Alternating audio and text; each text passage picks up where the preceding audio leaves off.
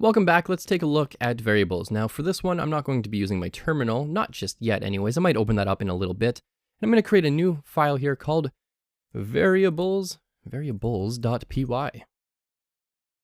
So what a variable is it's really just a little piece of memory allocated in your computer to a named association, which again sounds like a very complicated thing, but it really isn't. So it looks something like this. We could say name, or maybe let's not do name. Let's do course is equal to Python 101.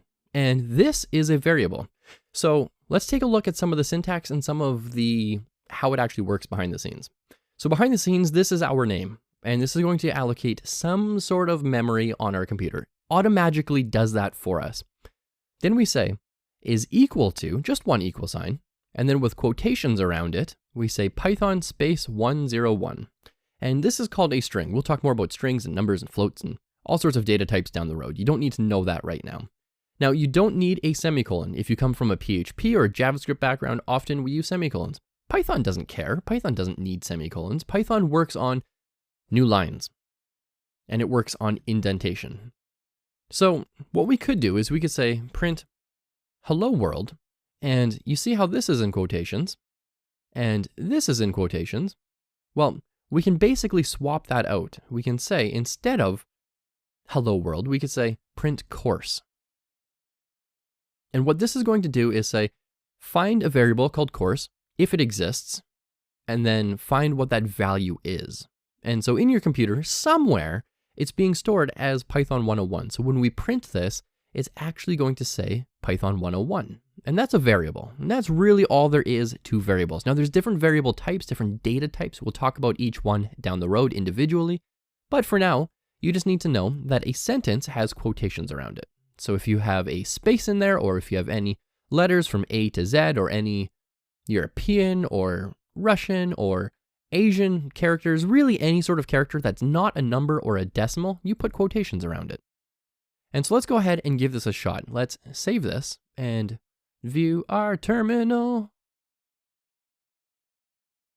And what I can do here is, because I have variables in this folder, I can also do ls-la, or if you're in Windows, you can type dir, or if you're in Windows, you can type dir.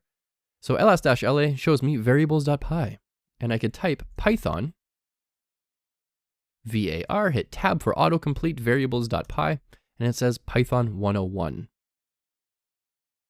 Now, if this was a different course, if this was, let's say, a JavaScript course, we could simply change that here, and it will change it here for us as well. So we could go ahead and rerun this, and it says JavaScript 101. Now, that's the nice thing about variables, is we can use them as many times as we want. So we don't have to just declare it once. In fact, if you declare it once, it's probably not that useful.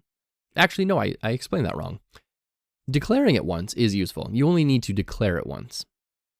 Accessing it more than once makes it useful. So we could print this a number of times, and I just printed that over and over and over again. Hit save, and let's rerun Python variables.py, and it says JavaScript 101 over and over and over again down here.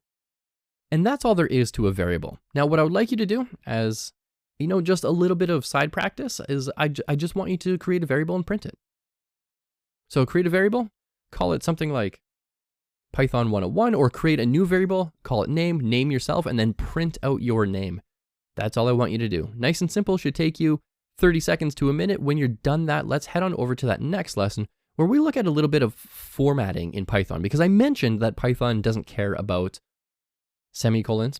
It doesn't really care about curly braces and things like that, and it works on indentation. So let's take a look at that in the next lesson.